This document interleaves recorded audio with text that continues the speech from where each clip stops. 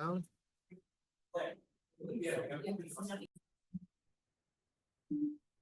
a ver.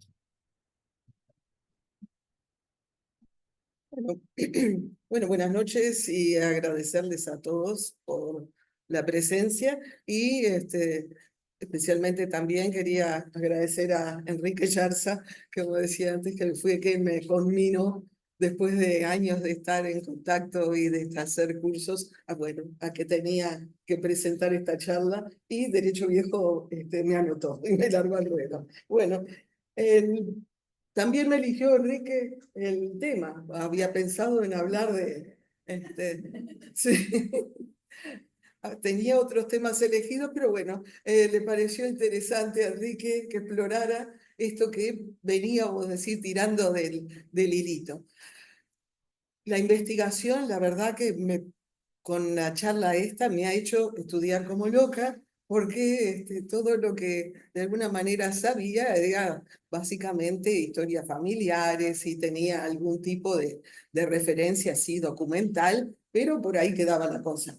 Pero ahora, o sea, realmente empezar a ubicar al hombre y su contexto histórico realmente me ha llevado a un proceso de estudio, que bueno, que los historiadores disculpen si tengo algunos bachecitos, pero la idea es entonces un poco presentarles a este abuelo, a bisabuelo en realidad, Castor García Balsas, un libertario rioplatense, que como decía Monterroso, no es un personaje principal, si se quiere, es un personaje, o sea, que ha quedado por ahí relegado y me ha tocado irlo rescatando en todas esas puntadas que ha dejado por ahí, esos silvanes que ha dejado por ahí perdidos, y también, o sea, ubicarme en algunos de los temas, por ejemplo, como decían, bueno, ¿es pariente de Milei? No. El concepto de libertario que tenía este señor es absolutamente diferente.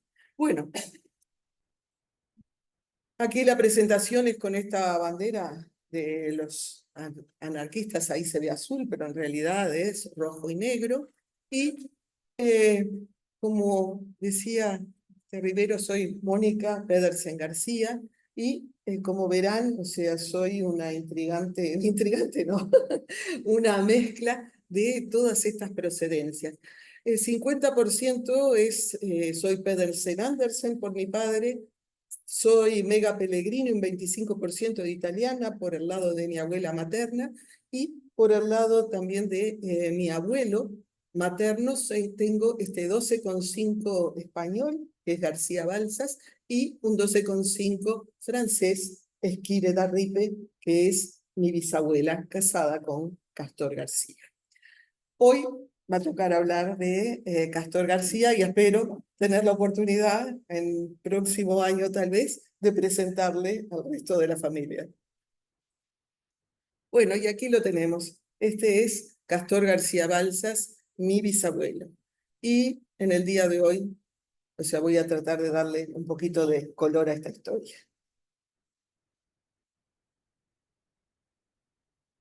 Como decía, es un anarquista rioplatense porque toda la historia familiar como que me doy cuenta que tiene mucho que ver con el Río de la Plata. No está hoy Estrella, que fue la disertante de la charla anterior, pero asistimos juntas a cursos de psicogenealogía y yo me acuerdo que una de las preguntas que hice a nuestra profesora de psicogenealogía es un poco esa duda de dónde soy, ¿no? Porque toda esta mezcla, vamos a decir, de identidades y a su vez la familia como que cada uno queriendo tirar para su lado, ¿no? La familia de mi padre me encontraba muy parecida a mi padre, me decía, sos de los nuestros, o sea, cada uno tirando un poquito para su lado y cuando le preguntaba a mi padre, y bueno, ¿de dónde soy yo? Me decía una cosa muy curiosa. Decía, haber nacido en un establo no te hace caballo. Bueno, pero esta profesora me iluminó y me dijo, tú sos rioplatense, porque en realidad, o sea, todos estos ancestros, si tienen algo en común, es que todos vinieron y yo llegué aquí por el Río de la Plata. Así que bueno, el rioplatense, la rioplatense. Ah, perdón. Eh, como le decía, Castor García Balsas. Y aquí tengo que agradecer a Monterroso, aquí presente, sí, porque me tiró unas pistas. Yo estaba atrás de las pistas, sabía que mi abuelo era Castor García Balsas, pero punto, hasta ahí llegaba. Sabía que había sido anarquista y todas las historias que circulaban en la familia, pero cómo llegar más adelante a averiguar de sus orígenes y su acta de nacimiento y empezar a seguirle las pistas me resultaba muy difícil. Entrar en Family Search, entrar en todos los buscadores y buscar por un García, como buscar una aguja en un pajar, directamente. Me buscaba por García Balsas y honestamente tampoco. Tampoco tenía mucha certeza de su origen, porque me decía mi madre, que obviamente era su abuelo y que lo conoció, que hablaba con un precioso acento castellano. O sea, no sabía de dónde venía. Y también estaba el otro cuento de que cuando se había casado con mi abuela, la francesa, en realidad sus suegros no estaban muy afines a porque pretendían un buen pretendiente francés para su hija francesa y no estaban de acuerdo con que se casara con el madrileño. Entonces, bueno, todo eso resultaba un poquito desconcertante. Por otro lado, tenía la versión de su hija, mi tía abuela, que me había dicho y afirmaba que era de Pontevedra, ¿no? Y una partida de defunción del Uruguay, pero como a veces se anota español y decía A Coruña. Honestamente, un poco de desconcierto y Monterroso me dijo, ay, pero Balsas es gallego, ¿no? Y es de Bergantiños. Probablemente de La Coruña, Bergantiños, y puede ser que hayan bajado hacia Pontevedra. Bueno, lo busqué por toda Pontevedra, lo busqué en todos los buscadores, nada. Y un día abrí Family Search y decididamente me busqué un mapa de España y dije, bueno, voy a empezar uno por uno en Galicia, vamos de aquí arriba para abajo.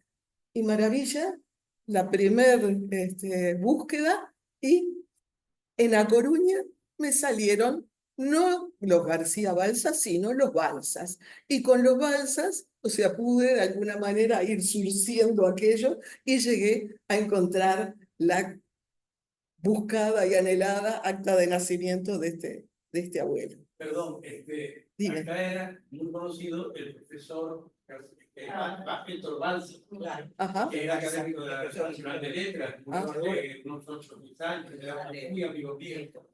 Y era Héctor Balsas. O sea que hay más Balsas. Hay más Balsas. Y era de la zona, el papá era de la zona de Coristanco y la mamá era de la zona de Noya. Son los dos de la provincia de Sur.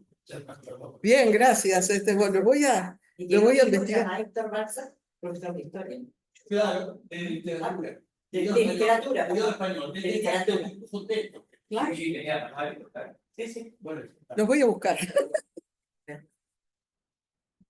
Además me ha resultado como difícil porque no le he encontrado, o sea, un único hermano, que fue la primera partida que encontré, que se ve que muerto de niño porque se llamaba el mismo nombre, Castor Sotero. Lo único que tenía segundo nombre, Castor Sotero García Balsas, y nacido 2 años antes que él. Y ahí fue que logré después llegar con justamente todos los nombres que me proporcionaba esa partida, logré llegar. Y después no he encontrado más familia, o sea, no sé, aparentemente no, como que no hubiera tenido más hijos. Bueno.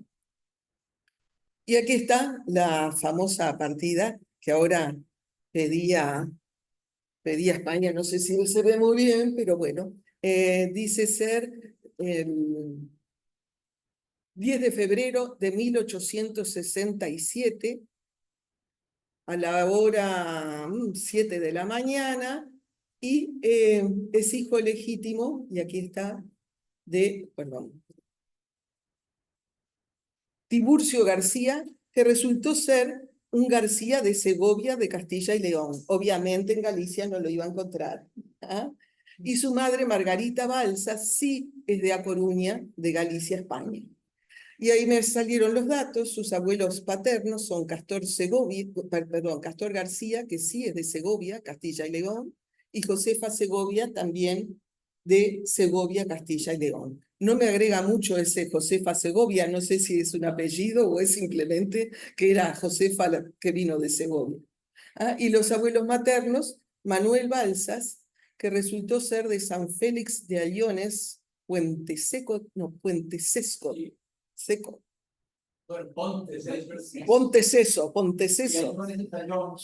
el que era de Ayllón, el finado, nuestro socio amado. Fernández. Sí, era de los antepasados eran de ahí de Ayllón. ¿Ah, sí? Sí. El padre de Fernando Amado. Sí. Y Monteagudo es otro apellido de la zona.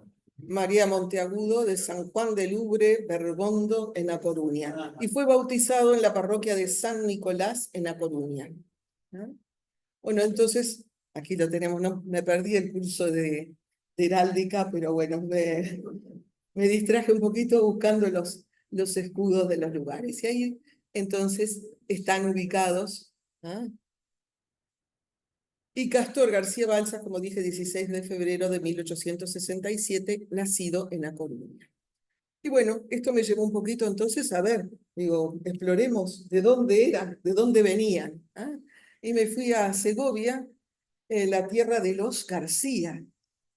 Y bueno, parece ser que por allá, por 1820, como que era bastante, o sea, donde nacen los abuelos de Castor García, que era una zona rural básicamente, dedicada a la agricultura familiar, y me llamó la atención, bueno, me puede la veterinaria, esta raza ovina, perdón, es la churra, no la conocía, la churra.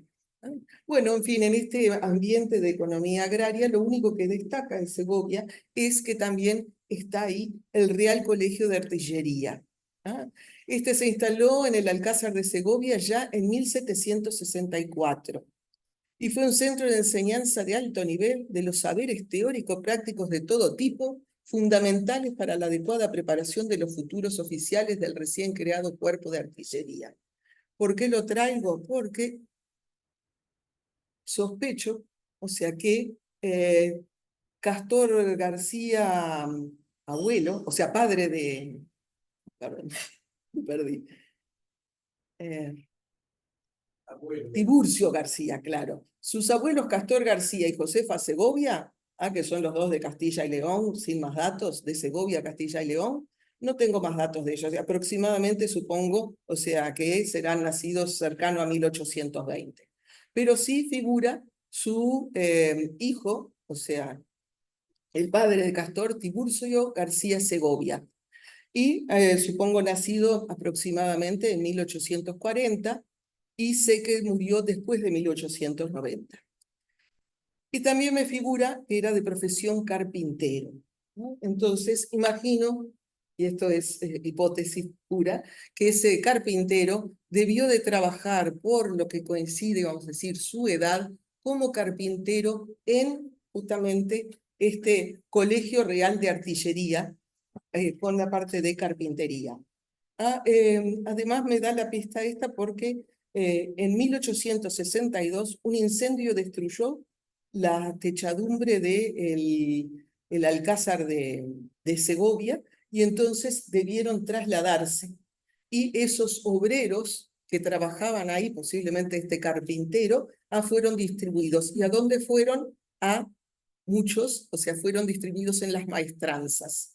Y encuentro después a Tiburcio García en la partida de nacimiento de su hijo como obrero, carpintero obrero en la maestranza de A Coruña. Entonces, bueno, mi hipótesis es que posiblemente trabajara ahí, y con 22 años, 1862, si nació más o menos en 1840, con 22 años, bueno, es posible que fuera a dar a Coruña para trabajar en la maestranza de artillería.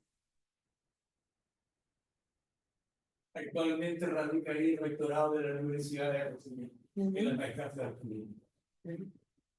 Y la Casa de Segovia es el Archivo General Militar. Ajá.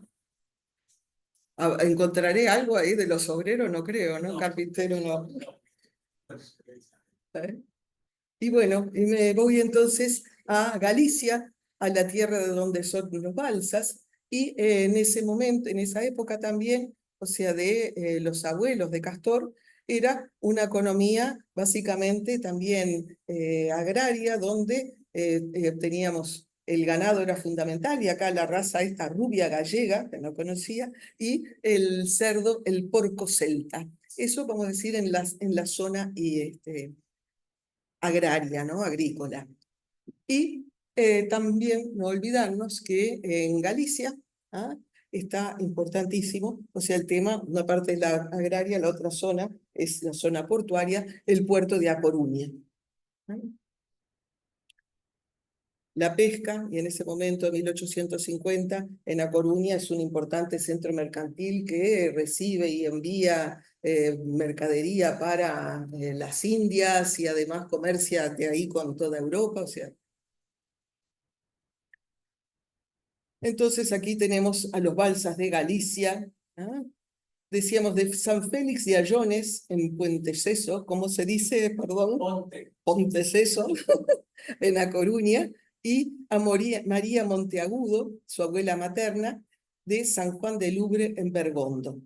Pero Margarita, su hija, va a nacer en A Coruña, seguramente, o sea, como pasaba mucho en esa época, o sea, de la zona agrícola, o sea, agraria, o sea, empobrecida, probablemente hayan salido rumbo a la zona del puerto que sí ofrecía tal vez mayores posibilidades. Ahí está la maestranza. La atribución a la universidad. Sí. No, es otra placa. Bueno, fue la que me proveyó Google. Y aquí tenemos entonces a Tiburcio García, que llega entonces como carpintero a la maestranza de A Coruña, y a Margarita Balsas Monteagudo, que llega, nace en esta zona de A Coruña, en el puerto mismo, vamos a decir. Y el hijo, Castor García Balsas, que como decía, 16 de febrero de 1867, nace en A Coruña, Galicia, y también lo vamos a ver aquí como de profesión carpintero. ¿Dónde aprendió su oficio? Me queda la duda. Digo, ¿habrá también incursionado en la maestranza como carpintero? Y aquí tenemos simplemente mostrarles que en la partida de nacimiento que figura el padre como profesión obrero de la maestranza, y que está, o sea, quien labra esta acta es el cura párroco aparentemente del 2º batallón, parece decir ahí. Fue bautizado en San Nicolás, pero quien labra esta acta es el cura del batallón. Y eso me llevó, digo, bueno, ¿por qué? Porque estábamos en España en ese momento, en ese tiempo, en un momento, vamos a decir, complejo. Él nace en el 67, y acá en septiembre del 68 estamos con la Revolución Gloriosa, o sea, tiempos convulsos.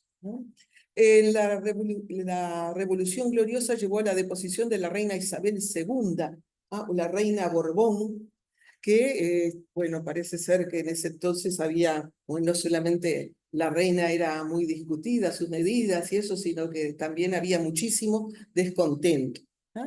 Y lo que me sorprendió es que en las maestranzas, como en otras instalaciones militares, estuvieron involucradas en los movimientos y conflictos que surgieron durante este periodo convulso de la historia, y los militares y muchos obreros, inclusive, o sea, los de la maestranza también, estuvieron involucrados en esa revuelta, expulsando derrocando, vamos a decir en ese momento, a la monarquía, que la reina marchó al exilio.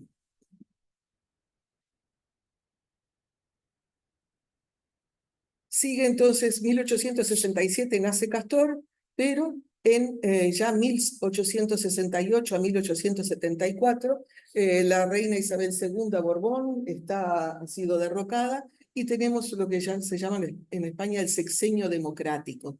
O sea, se instalaron distintos tipos, ensayaron distintos tipos de gobiernos. Eso no significó que estuviera muy apaciguada la zona, o sea, estaba realmente en conflicto. Y ya en 1874 va a haber una restauración de la monarquía que va a seguir hasta 1931. Y simplemente en esta línea del tiempo, o sea, para ubicarme y ver, tratar de entender qué mundo convulso le tocó vivir, o sea, con todo este derrocamiento de la monarquía, con toda esta democracia, todo este régimen republicano que se instaló, estas idas y venidas. Y vemos que en 1874 inicia la restauración de la monarquía y en 1890, más o menos, lo tengo a Castor García Balsas ya en Argentina, porque se casa en 1890. Así que en algún momento, ahí antes de 1890, lo veo emigrando. Y las dudas, ¿será justo? Porque ahí estás, 1886, cumplía 19 años. En ese momento estuve buscando, hubo justamente un intento fallido de abolir las quintas. Las quintas se trataba de un servicio militar obligatorio que cada 5 varones de 20 años, uno iba para el servicio militar. Lo podían evitar solamente si compraban, vamos a decir, pagando, que era para las familias más poderosas que tenían el dinero, o mandando a alguien, pagándole a alguien para que fuera en su lugar. Me llama la atención, justo 19 años y próximo a cumplir los 20, capaz que en vez de invertir en pagar para no ir, decidió pagarse el pasaje y venir a la Argentina. Así que hasta aquí. Las preguntas que aún tengo sin respuesta. Después de su nacimiento, ¿a dónde vivió con su familia? Porque, como digo, o sea, nació ahí en A Coruña, pero acá mi madre, y mis tías, o sea, que lo conocieron a su abuelo, hablaba perfecto castellano.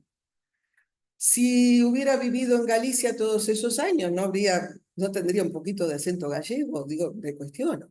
También, o sea, como educación, o sea, el que llega acá es un hombre educado, o sea, que escribe veo su firma, tiene una muy linda caligrafía, escribe notas, funda periódicos, hace artículos, o sea, tiene una educación que no entiendo, o sea, todavía me queda por descifrar dónde fue que la adquirió. ¿Qué lo hizo venir a la Argentina? ¿Será esta hipótesis de zafar del servicio militar? ¿Por qué, si vivió en Galicia, hablaba lo que decían un educado castellano? ¿Por qué sus suegros lo llamaban el madrileño y no lo querían como yerno? ¿Por qué abrazó el anarquismo? Todas esas dudas me quedan aún por investigar.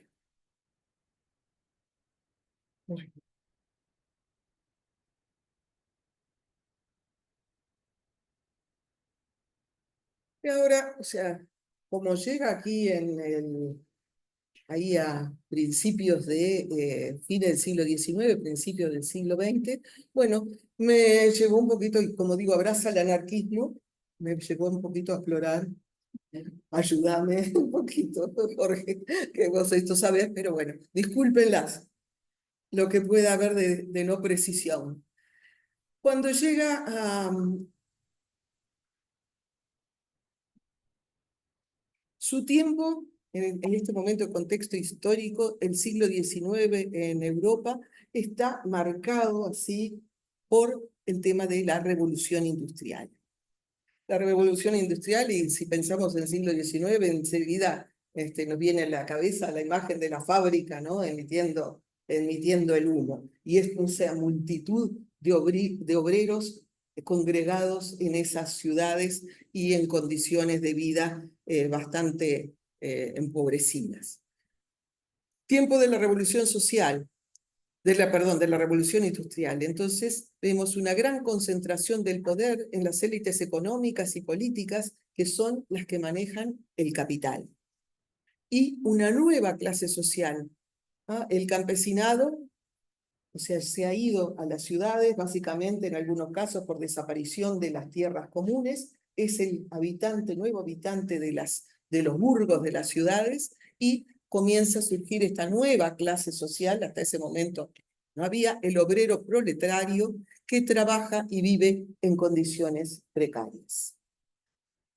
En ese contexto es que en toda Europa, en el siglo XIX, van a nacer surgir las ideas anarquistas. Las condiciones precarias llevaban a que justamente no solamente las condiciones precarias en la vida doméstica, sino que en las fábricas, o sea, el trabajo infantil, el trabajo de las mujeres, el trabajo extendido, 15 horas de trabajo, sin descanso, sin ningún tipo de seguridad social. El que no podía trabajar porque estaba enfermo no ganaba dinero, o sea, toda una serie de condiciones que hacían que realmente fuera, como quien dice, por un lado, un caldo de cultivo para el malestar y por otro lado, para el surgimiento de nuevas ideas transformadoras que trataran de transformar y cambiar esa dura realidad de los obreros. Entonces, aquí es como surge el anarquismo como una respuesta crítica al capitalismo y a las estructuras de poder centralizadas que lo sostienen. En este caso, sobre todo en España, básicamente las estructuras de poder eran dos: el Estado y la Iglesia. Entonces, por eso digo, o sea, mi abuelo era, como quien dice, mi abuelo, perdón, acá estamos hablando de mi bisabuelo, era, yo lo digo, ateo practicante. O sea, pero, o sea, ser ateo practicante en ese momento, o sea, se entiende en este contexto. Ahora, en ese momento no se está en contra, vamos a decir, de lo que es la espiritualidad. Lo que sí se está en contra es del dogma y de aquello, vamos a decir, que se impone. Por eso es más bien una corriente anticlerical que antirreligiosa. Bueno, eso. Perdón, ya lo vi desfasar. Bueno, y aquí un poquito los grandes teóricos del anarquismo. No estoy tomando todos, sino aquellos un poco que más influyeron en la Europa y justamente también, o sea, su repercusión en España. Proudhon, el francés, de 1809 a 1800, murió en 1865, o sea, todo este periodo, como quien dice, mi bisabuelo, o sea, estaba en pleno auge todo lo que tenía que ver con las teorías de Proudhon. Las de Bakunin, el ruso que vivió entre 1814 y 1876 y que tuvo profundas influencias especialmente en el anarquismo español, y lo va a traer también, o sea, va a llegar también como gran influencia para el anarquismo en el Río de la Plata.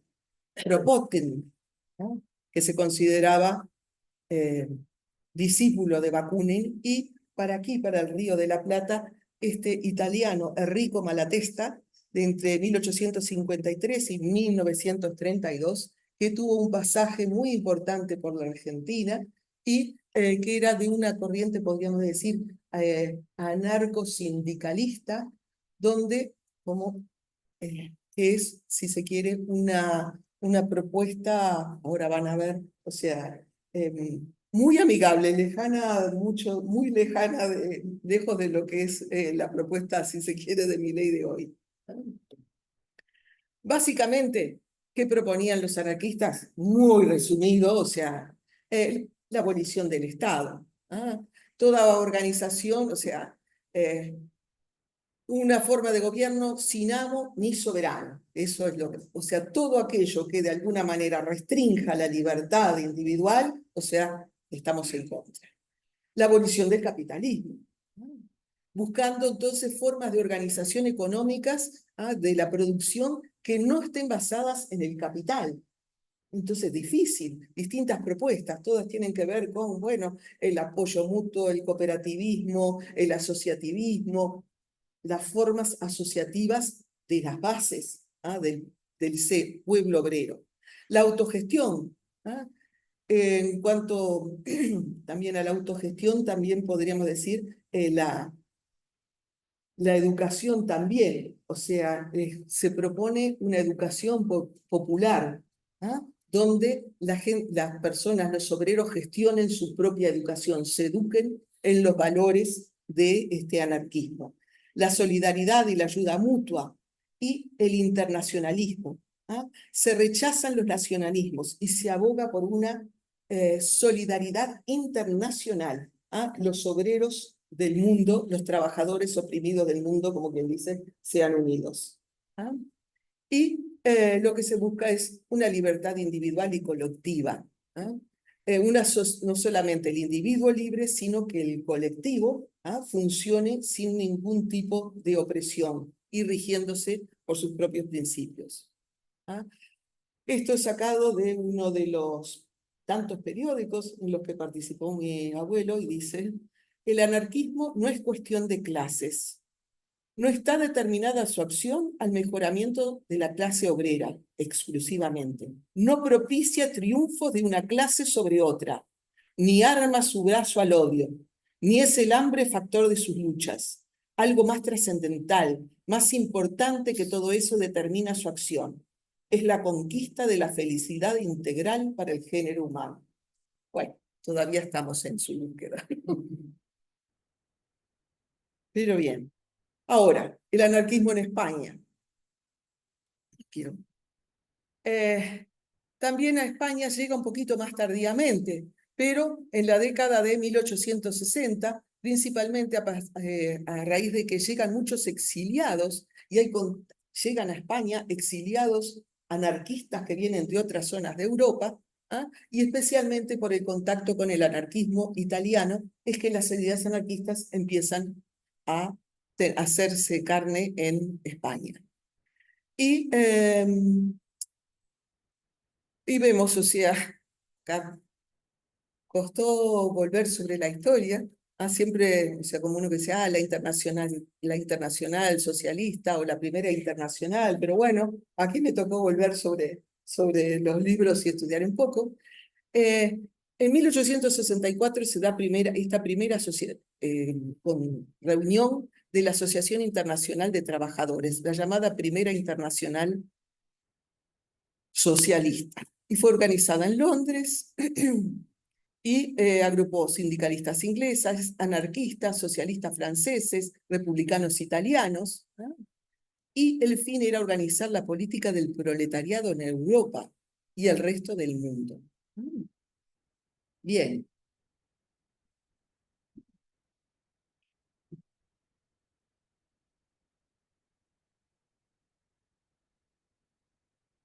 Esto va a tener su repercusión en España y ya en 1868 se va a formar la primera internacional española donde se van a adoptar las ideas anarquistas y comienza la organización del anarquismo en el país. Bueno, todo lo que sucede es un tiempo bastante convulsionado. En 1871 está el tema del incidente de la Comuna de París, que impactó grandemente en España. En la Comuna de París, o sea,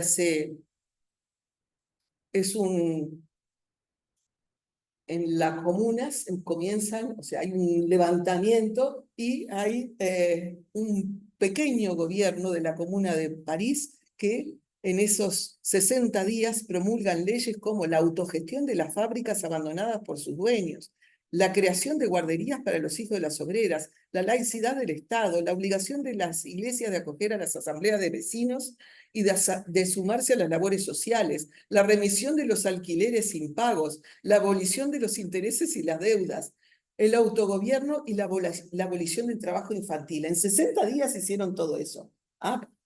Después lo sacaron, como quien dice, salieron carpiendo de ahí y se siguió un periodo de bastante represión. Pero bueno, todo eso, ahí en Francia, al ladito de España, o sea, todas esas ideas llegan. Y lo que es, o sea, además de las ideas, lo que llega, y que calculo que es de las cosas más importantes, se puede.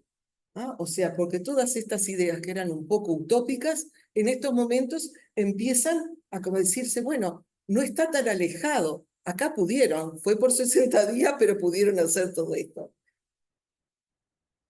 Bueno, aquí, después de, como digo, la República Española, siguió ese periodo después de la abolición de la monarquía y que Isabel II fue al exilio, pidiendo la Primera República Española, también breve, la restauración de la monarquía.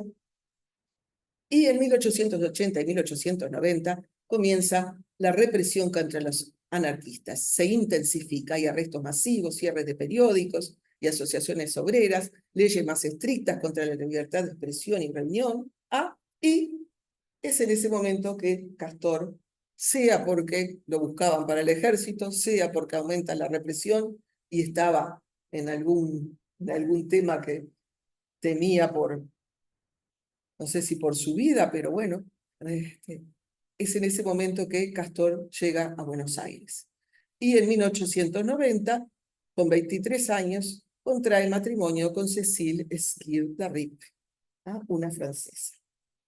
Bueno, y ahí un poco los cuentos familiares, a pesar de que este anarquista español absolutamente laico y anticlerical, se casó con esta francesa bearnesa y obviamente los franceses de ese momento eran bastante católicos. Cecil había ido a un colegio, una escuela católica en Buenos Aires y se ve que el amor era más fuerte y tuvo que asentir, y además de el acta de matrimonio civil, tengo el acta de matrimonio religioso. Se casaron en iglesia en Buenos Aires. Sí. En esa época, la mayoría de edad, creo que eran los 23 años. Ajá. O sea, que hasta a partir de esto, o sea, quiero decir, después terminó siendo a los 21 y a los 18 muy recientemente. 30 años. Ajá. Entonces, también esa edad de los 23 era que pensar. Ahí sí que lo llamaban justo al ejército. Fue el momento en que lo podían llamar. Luego está. Sí. Bueno, ¿y qué sucedía acá en el Río de la Plata? Porque hasta ahora vimos lo que sucedía en España. Y bueno, en 1885, cuando Castor tenía 18 años, todavía creo que no había llegado al Río de la Plata, a Argentina llega Enrico Malatesta. Como les decía antes, era un gran pensador, un anarquista que seguía, o sea, se declaraba discípulo de Bakunin. Y Malatesta va a tener va a dejar su impronta muy fuerte en el anarquismo argentino.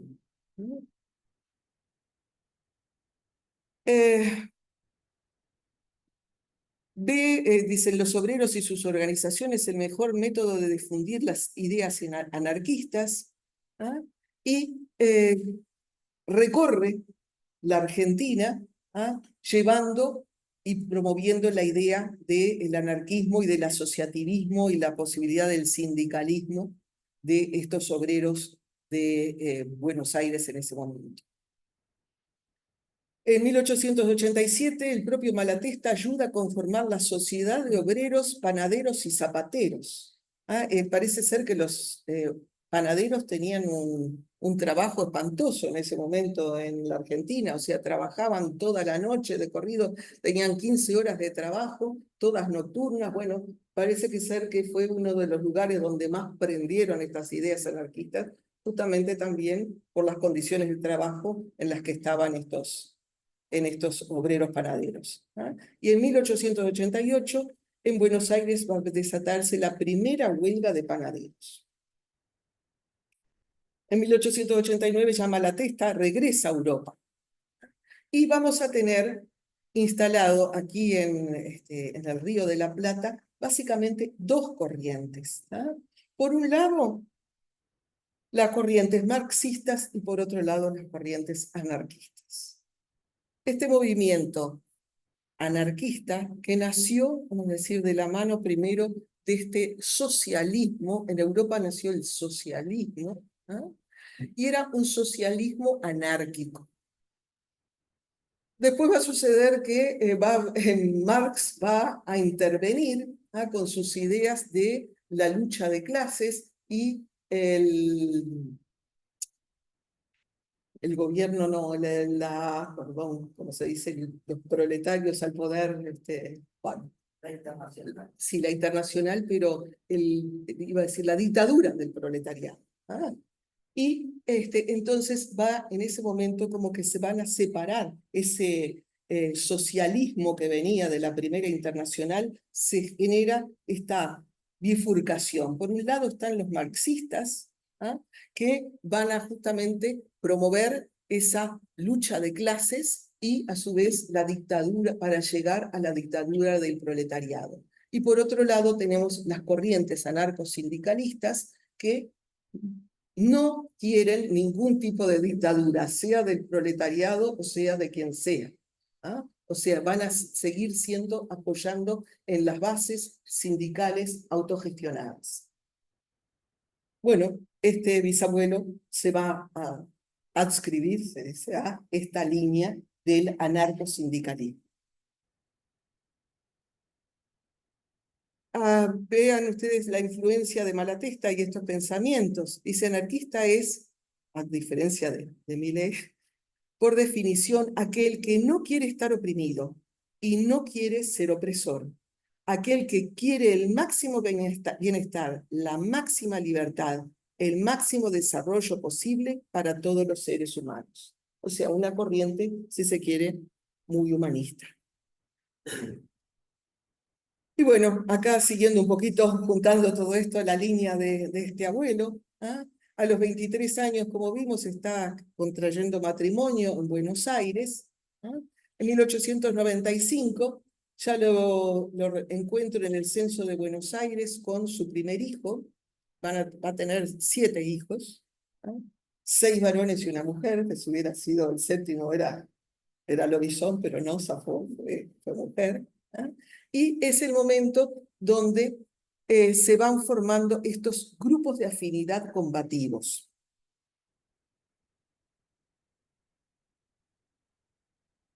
Entre 1800 y 1910, que es cuando justamente Castor está viviendo en Buenos Aires y está siendo partícipe de todo este movimiento anarquista, es que se produce un crecimiento demográfico. Hay una gran inmigración, llegan muchos españoles, italianos, hay una expansión urbana y todos vienen a trabajar, también hay una creciente industrialización.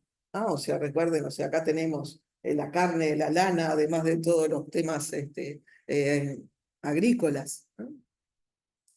Y este abuelo Castor va a tener especial interés, o sea, se dedica a la difusión de las ideas a través de la prensa anarquista.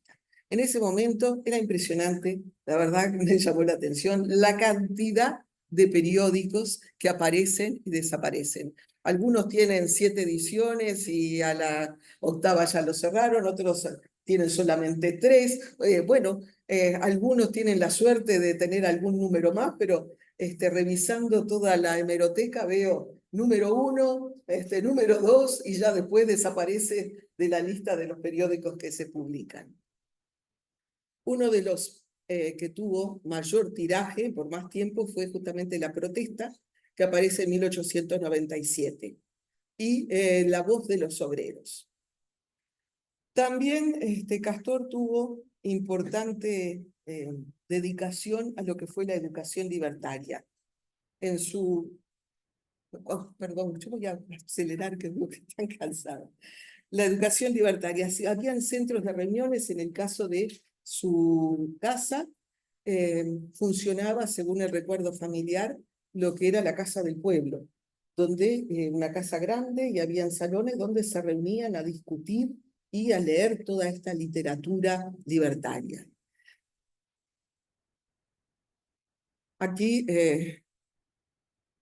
como verán, esta es una foto que rescaté del archivo familiar, donde le envían una foto el Grupo de Obreros Unidos del Arsenal de la Marina, porque estos anarquistas de este momento se dedicaban a llevar esa idea y a propagarla en distintos lugares, zonas, reuniones, salían del país para llevar sus ideas. No, no, no. Sí, pero no trabajó en el arsenal de Marina, pero sí me llama la atención que siempre estuvo vinculado al tema de los arsenales, ¿no? Venía de allá de A Coruña, y creo que no es. ¿No? No podía ser eso de la izquierda, de abajo, ¿no? Sí, ¿Este de acá? ¿Será? Sí, yo creo que sí. Ah, sí, muy parecido. O sea, igual del medio de arriba también, ¿no? Pero no está no, de abajo, de acá abajo a la izquierda. Sí, parece, ¿no? Sí, parece. La foto que vimos antes. Sí, que la otra está ahí, medio de perfil. Bueno, la letra no es la de él, o sea, ahora después se las voy a mostrar. Y bueno, ahí seguía Castor en ese tiempo en Buenos Aires, participando en cuanto mitin, asamblea política había, y mandando correspondencia y corresponsal de distintos periódicos. ¿Ah? Y en 1902, en Argentina, se crea esta ley de residencia. ¿Ah? En respuesta al creciente poder del movimiento anarquista, el gobierno argentino promulgó la ley de residencia, que permitía la deportación de extranjeros considerados indeseables o peligrosos, incluyendo muchos líderes anarquistas. ¿Ah? Esta ley fue utilizada para reprimir y controlar el movimiento anarquista, aunque no logró detener su crecimiento. Esto es en 1902. ¿Ah? Y acá, en 1904, ¿ah? Encuentro en la hemeroteca esta publicación en La Protesta, ¿ah? O sea, que me hace pensar que todavía estaba Castor en Buenos Aires. El 17 de agosto de 1904 se anuncia por aquí abajo, como ven en críticas, dice, críticas al proyecto González, la Ley Nacional del Trabajo, aparecerá próximamente, opúsculo de García Balsas y J. A. Castro, pedidos a esta redacción. O sea, anunciaban que Castor ya iba a publicar este opúsculo donde criticaba esta ley de trabajo. Y probablemente el Castro fue lo que parecía. Ah.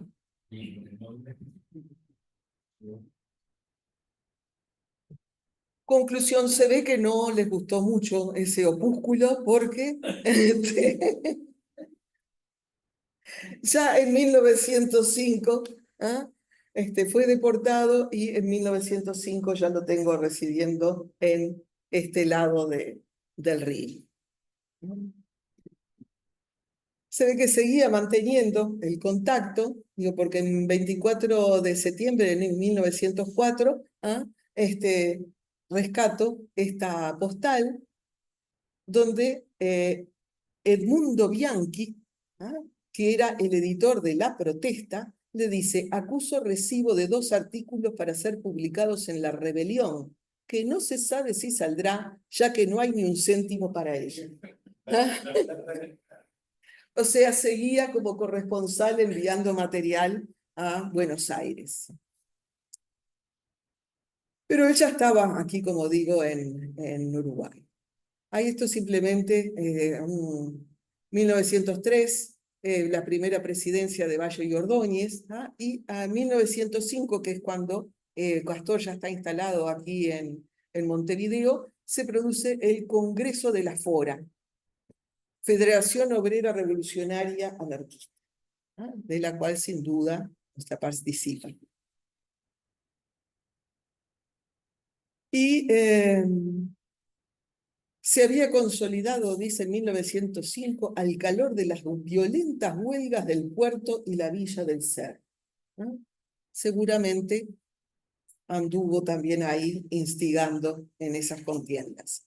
Y aquí ya en 1905 lo encuentro publicando El Libertario. El Libertario, que era su propio periódico. Y que espero rescatar, no sé, para entregarlo en algún lado donde sea conservado, porque tengo en la familia conservamos el... Hola. Bueno. Muchas gracias, justo llegaste. Bueno, gracias. Gracias, hermano. Un sobrino que me trajo, bueno, aquí está, el cabezal del Libertario. Con el cual, sí, sí, así, sí, está completo.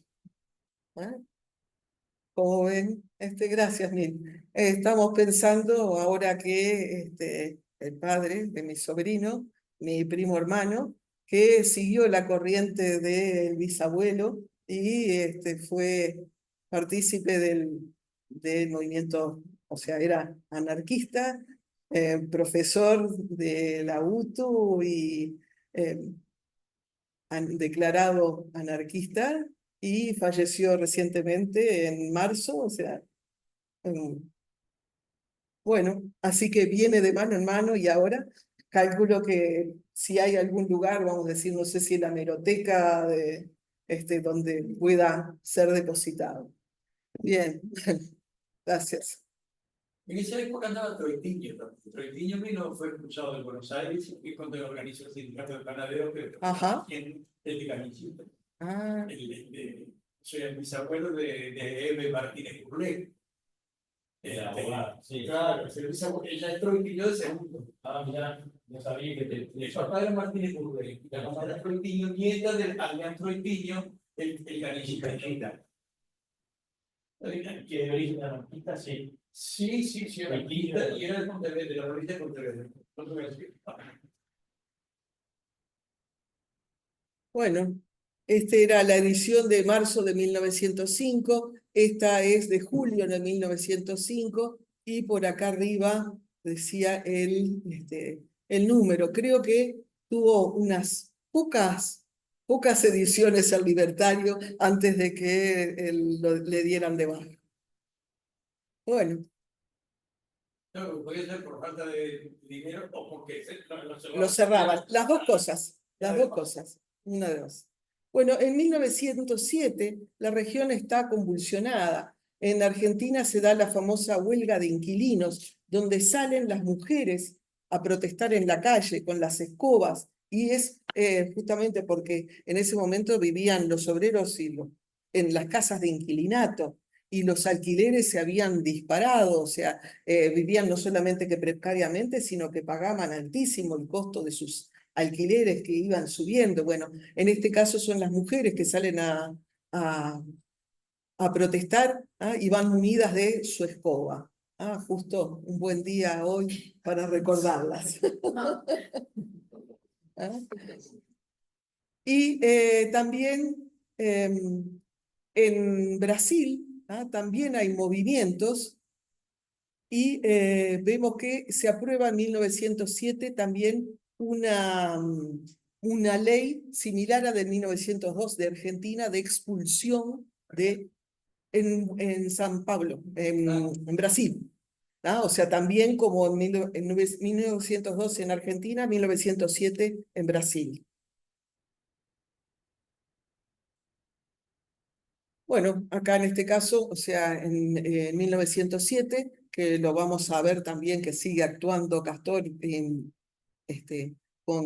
fuertemente con el tema de la prensa anarquista, nace su hija Clavelina García Esquire en Uruguay. Y, o sea, simplemente, o sea, traer a colación, nace y es Clavelina García. Y un dato, si se quiere, o sea, anecdótico, que habrá que chequearlo, pero que me decían que en este momento todos los anarquistas era muy común que nombraran a sus hijas mujeres con nombres de flores.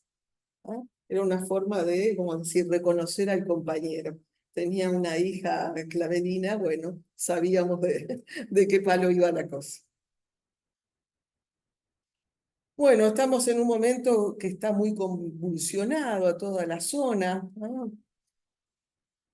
Hay agitación en 1907, 1911, en el gobierno en ese momento de Williman, hay represión al movimiento anarquista, y llegan noticias también de lo que está pasando en otros lugares, de lo que está pasando, el fusilamiento del maestro Ferrer y Guardia en Barcelona, también un anarquista, o sea, llegan todas esas noticias que calan hondo en todo este movimiento. Aquí lo tenemos de vuelta a Castor, ya en otro diario, en este caso en el Adelante, ¿ah? Donde les justamente comenta que ha llegado a nuestras manos un interesante folleto editado por el Centro Internacional de Estudios Sociales de Montevideo. Titúlase el folleto en cuestión Pro Castelli, una sucinta relación de los hechos que se atribuyen al compañero Casas, conocido generalmente bajo el seudónimo de José Castelli. El mismo Casas, ¿no? Que no es el otro, pero no era Castro, este es Casas. Y dice, el folleto debidamente prologado por un sincero y buen escrito del compañero García Balsas contiene íntegra la acusación fiscal y la defensa de Castelli, siendo ambos documentos verdaderamente interesantes bajo el punto de vista jurídico y como prueba de lo frágil y elástica que es la justicia. ¿Ah? O sea, me lo imagino, digo, a este bisabuelo, o sea, realmente, o sea, como tú decías, esos no son personajes centrales, pero realmente trabajaron mucho y estuvieron ahí. 1911, segunda presidencia de Valle de Ordóñez, está la primera huelga general, protagonizada por la FORU, 20.000 obreros en huelga, de un total de 40.000 obreros que se reportan en ese momento en Montevideo. La más importante fue la huelga de los tranviarios, que trabajaban de 15 a 16 horas. Imagínense lo que debía ser. Bueno, la represión fue feroz. En ese momento los tranvías estaban en manos de los ingleses. Y el 7 de mayo de 1912, en ese momento, no sé, de convulsiones, acá tendré que encontrar la explicación, encuentro esta lista de pasajeros en el Cenla, donde Castor García, con 45 años, tras que se declara a sí mismo trabajador, viene como pasajero de Burdeos, Francia, a Montevideo. ¿Por qué? No lo sé. Y eso no iría a visitar a la familia ¿De ella? Lo pensé. Lo pensé. Oye, no, tendría que llevarme para ella también. Sí, y está él solo. Y además se declara, me da gracia, trabajador. No aclaran. ¿Cómo? Él era carpintero. Ah, tenía la carpintería. Lo pensé, digo, ¿será una herencia o será algún evento de internacional? Es probable, pienso. Sí, que había. Porque puedo ver que es activo. Sumamente activo. No. Sí. Era idealismo puro. Idealismo puro. Si era una sucesión de ella, no. Él no podía ser. No, claro. Era ella. No, además los padres estaban acá. Ella vino con sus padres, o sea que Ella era francesa. francesa. No, para mí es algún evento de la internacional. Pero lo podemos ver si en la época. Sí, estuve buscando, no lo exploré suficiente. Seguiste un diálogo de la artista de la época. Sí. En esa fecha. Es más fácil. En punto, sí. Y viste cómo declara, además. Cómo declara. Sí. Trabajador. Laburero. ¿Cómo cuidaba que la presentación artística también de esa cabecera? Sí. La belleza de esta arco. Sí, bueno, también está, o sea, es parte de la concepción, vamos a decir, del arte también, ¿ah? El arte anarquista. donde, o sea, no tenemos un estricto, vamos a decir, control de todo, o sea, nos salimos de los márgenes. Bueno, acá lo encuentro en, ya como redactor, en Anarcos, está redactor Tato Lorenzo y C. García Balsas. Y está ¿Eso cómo? García, Tato Lorenzo. Tato Lorenzo. Tato. Tato. Tato Lorenzo. Pero Tato es Sí. ¿Se apellido? Ah, sí, puede ser apellido. Ah. Sí, Tato puede ser apellido. Porque está tartamudo en gallego también. Ah. Igual que Galo, Galo también. ¿Eh? Sí, puede ser un apellido. No el nombre de ti. Puede ser. Ah, sí, eso. Y bueno, y aquí está la dirección de este periódico, es en Cuniapirú 50. Cuniapirú, en el barrio Reus, al norte. ¿Ah? Y sé que en esa época justamente residían en el barrio Reus. Y ahora, bueno, espero hacerme de un estudio que hizo el historiador Nicolás Pi sobre la incidencia de los movimientos sociales en el barrio Reus al norte en principios de siglo. Que bueno, sí. Así que se ve que el barrio Reus al norte era, vamos a decir, un centro de proliferación de estas ideas. ¿Cómo? Barrios obreros. Y bueno, de ahí, de este tiempo, procede, es este. De aquí.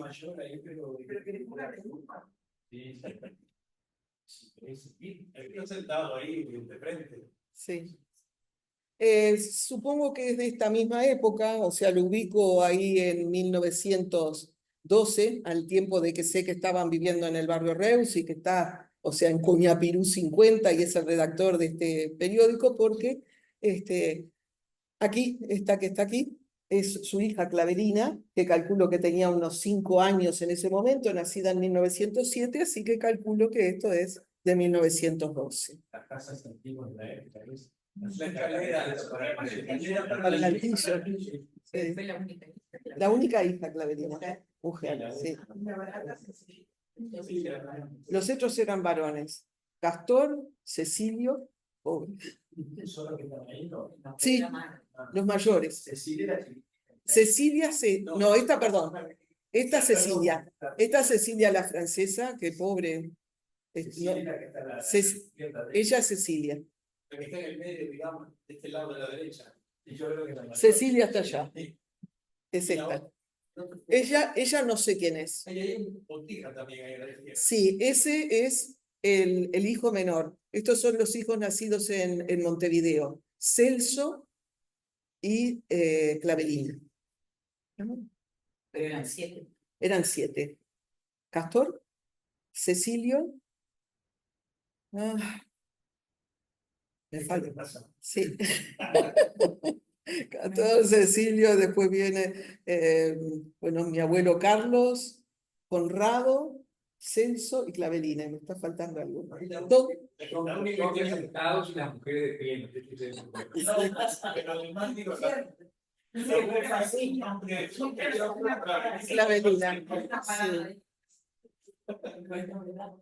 Sí. Bueno, digo, del tema de las ideas, ¿no? También anarquistas y cómo, les decía, cómo de alguna manera la psicogenealogía y cómo todo vuelan algunas ideas que de repente no las percibimos, decían, ¿de dónde viene esto, no? Bueno, que va a ser Celso, el tío Celso,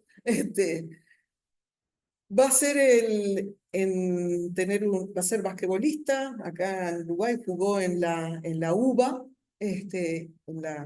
y fue en el Club Neptuno, creó el primer grupo de básquetbol femenino del Uruguay, ¿verdad? Sí, del cual mi madre y mi tía fueron parte, obviamente, llegó la sobrina. Pero digo, ese tema de la inclusión femenina y los derechos femeninos que también fueron uno de los temas de discusión y la defensa que llevó a cabo el movimiento anarquista aquí en Uruguay. Bueno, y esta página es tomada de enciclopedia uruguaya, la número 32, Obreros y Anarquistas, que ahora está publicado en línea, pero que si no también es uno de los volúmenes más reclamados en la Feria de Tristán Baja. Gracias, Daniel, que tú tomaste el trabajo de buscarlo y encontrarlo, me sorprendió. No sabía que estaba online. No, lo que pasa es que yo tengo ese impreso, esa publicación, y lo encontré ahí. Ajá. Ese es el que está en el arte, ¿no? ¿Y Celso? Sí. Era el más chico, Celso. Celso era el más chico. Tendría 3 años, 2. Y sí, hay como Clavelina, sí, parecidos, son los dos bastante seguiditos. Bueno, y aquí vemos, o sea, lo que les decía, ahí estaba Celso, y ven en esta publicación de Anarcos, ¿ah? Que es el que él dirigía, dice, bueno, el anarquismo no es cuestión de clases, no está determinada su acción al mejoramiento de la clase obrera exclusivamente, no preconiza triunfo de una clase sobre otra, lo que les decía antes, ni arma su brazo al odio.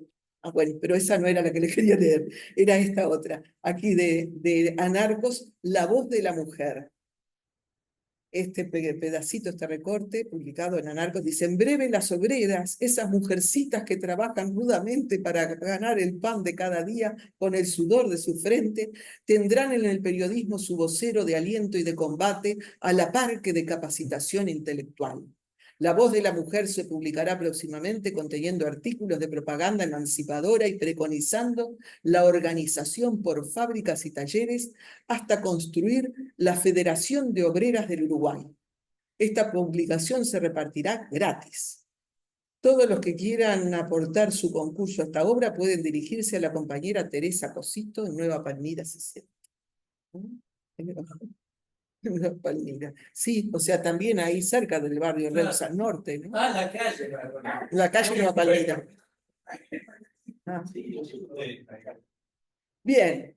Y como ven, o sea, yo sabía de que en la familia estaba el cuento de que el abuelo 2x3 desaparecía y que se subía a un tren y se iba a llevar las ideas. Y hablaban de Paraguay y del norte de la Argentina. ¿Ah? Con eso me había quedado. Pero este aquí que buscando en el Semla me lo encuentro aquí, yendo a Santos, desembarcando en el puerto de Santos. ¿Ah? Castor García, español, 45 años, perfecto la edad, ¿no? Viajando el 22 de junio de 1913. Y aquí, ¿cómo? De acá, de Montevideo, en la línea de, en un barco francés, porque Feuille de Passagers. ¿Ah? Y aquí lo encuentro volviendo de Santos, o sea que fue allá en julio del 13 y perdona, estoy al revés. Fue en junio del 13 y volvió en julio del 13, un mes. ¿Ah?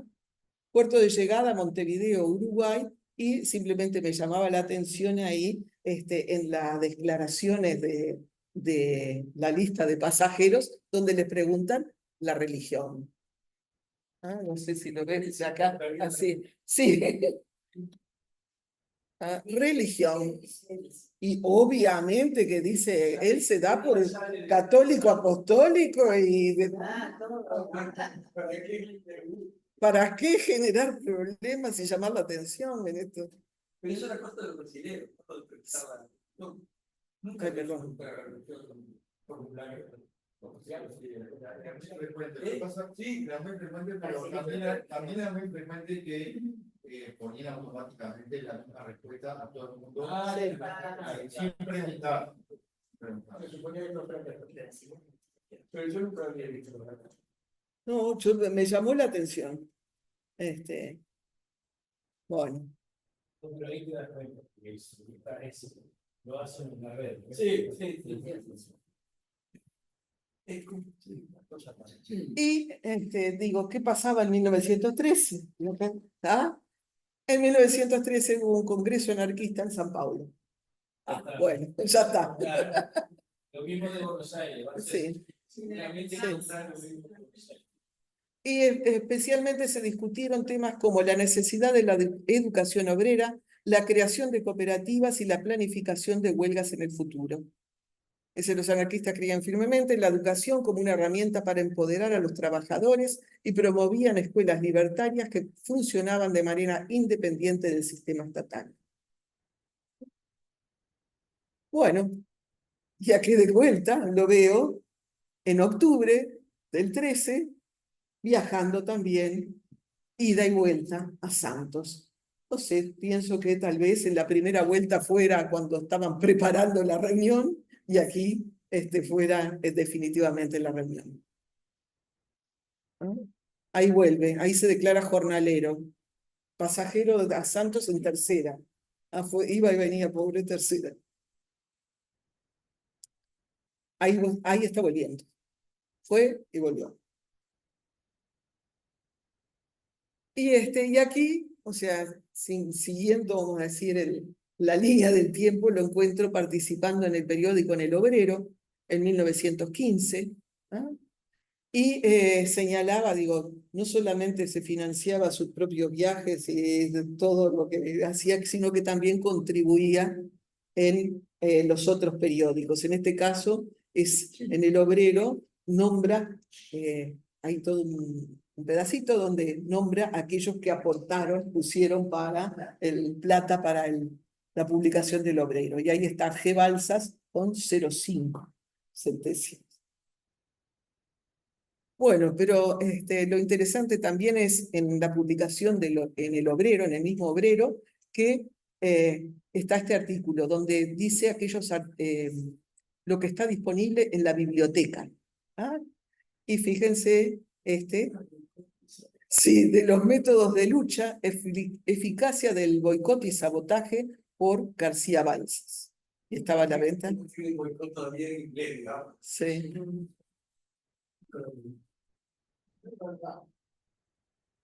Y también hace una crítica al proyecto González, la Ley Nacional de Trabajo, por Castro, de vuelta Castro. Capaz de ser el mismo. Y sí, debe de ser. González, que sería pobre, así González, un diputado sería. Sí, o sea, en ese momento está presentándose, es eso aquí en Uruguay que se presenta, o sea, se discuten las leyes de trabajo, después, creo que ya es posterior a la presidencia de Valle y Ordóñez, creo, que se empiezan a presentar, o sea, a instancias de este movimiento anarquista que protesta y lucha. Creo que la ley, si no recuerdo mal, de las 8 horas sale en 1915. Recién. Recién. Bueno, ahora saben. Entonces, o sea, se empiezan a presentar los proyectos. Y bueno, y ya ahí está Castor dando su opinión. Estaban en esa discusión. Sí.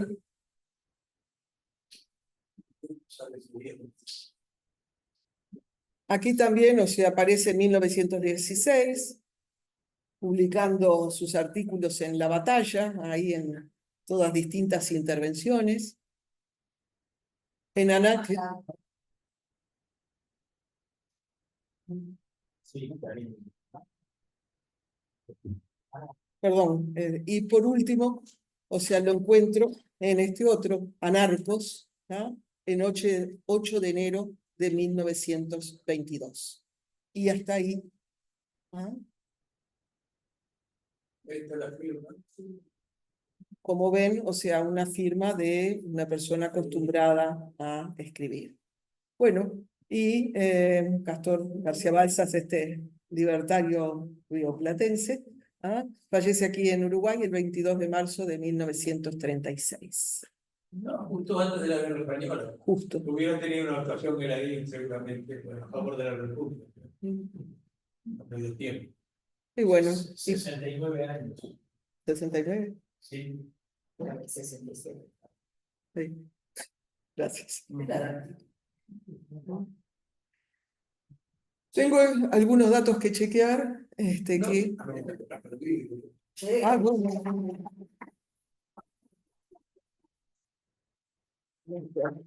Gracias, me ha llevado a investigar y a estudiar mucho. Muy bien, pero muy detallado. Muy bien detallado. Esa es recuperar la Ubicación de la fantástico. Sí. Hacer ese trabajo de recuperar a una persona desconocida, olvidada. Eso es fantástico. Bueno, Y tuvo su relevancia. Claro, por supuesto que tuvo su relevancia. Porque él influyó en el pensamiento de gente. O sea, influyó y tuvo actividades de impacto social, participó en las discusiones de las leyes laborales. O sea, quieras o no, sí. no es un vecino que pasó sin más. Y escribió en los diarios. Sí. Siempre olvidamos. Siempre. Y ahí recuperamos siempre. No, lo único que figura en los libros, vamos a decir, es en esta enciclopedia uruguaya, esa foto y una mención nada más a que era anarquista. Sí. Y después todos los primeros trabajos de recuperación fueron difíciles. Era en la Biblioteca Nacional cuando había que estar con aquellas máquinas así, había solamente algunos ejemplares y el padre justamente de mi sobrino fue que se encargó de recuperar los primeros ejemplares de El Libertario que en ese momento estaban en la Biblioteca Nacional. Sí. Eso, lo hacían a mano, no a mano. Y sí, él era carpintero. No, la misma imprenta, ponían la hoja y la pasaban una cosa así. Sí, esto es un sello y recordemos que él era carpintero, ¿no? Y fíjate, tiene el lugarcito, vamos a decir, donde va el pulgar para poner el Pero, sello. oiga, es Sí, un carpintero muy especial. sí, Él escribía, sí. desarrollaba ideas. Pero muchos decían carpinteros y zapateros, pero no sé. El hecho de ser Coruña, que era una ciudad, no era el rural. Y otra cosa, en la historia del petrolero español y gallego, justamente, Coruña era de tradición anarquista y Vigo socialista. Ah, mira. Sí, exactamente. La mayoría de anarquistas de Coruña, la mayoría de socialistas de Vigo, que eran las dos ciudades importantes en el país. El movimiento anarquista, por lo menos lo que yo he podido ver, se informaban mucho, eran lectores, eran muy lectores, por eso ellos tenían esa formación y esa capacidad, ¿no? Eso de los que veías vos, de los intercambios y visitas a congresos, era muy común en Europa, en Europa era muy común. Entonces ahí intercambiaban mucho, ahí se conocían. Estoy hablando de anarquistas, socialistas, comunistas, conservadores, libertarios, todo. Hacían siempre sus intercambios. Eran muy leídos, siempre. Eran muy preparados. El curso de ellos era muy evolucionado. Hay una revista, en la película, ¿cómo se llama? La Patagonia. Desde esa época. Claro. Claro, es que ellos tenían la instrucción. Esa es la base de todo. La Malatesta va, y ahí se puso el nombre. Y acá el movimiento sindicalista, anarcosindicalista, como se llamaba, tuvieron mucha fuerza en los picapedreros de Piápolis. Cuando Piria hizo toda la parte, se usaba la piedra para construir el hotel y todo eso. Estaba en el cerro, que es el cerro, ¿no? Bueno, ahí había un movimiento anarcosindicalista que era de oficio italiano, muchos italianos. Sí, gallegos también. Y gallegos también. Los canteros gallegos son famosos en Pontevedra, además. Es muy interesante, ¿verdad? Porque distinto, tenés un antepasado que hizo algo por mejorar las condiciones de vida de la humanidad. No es otra parte, la parte de se recuerdan que los cuartos nos quedamos solamente 15 minutos después de las 6. Si tomemos un café de Carlos García Gire, mi abuelo, el hijo de. Eso es lo que vos tenés que rescatar. Tenés un bisabuelo que hizo un esfuerzo toda su vida, que se artificó cosas. Sí, o sea, hacer algo para mejorar las condiciones de vida de eran unos idealistas, o sea, vivieron en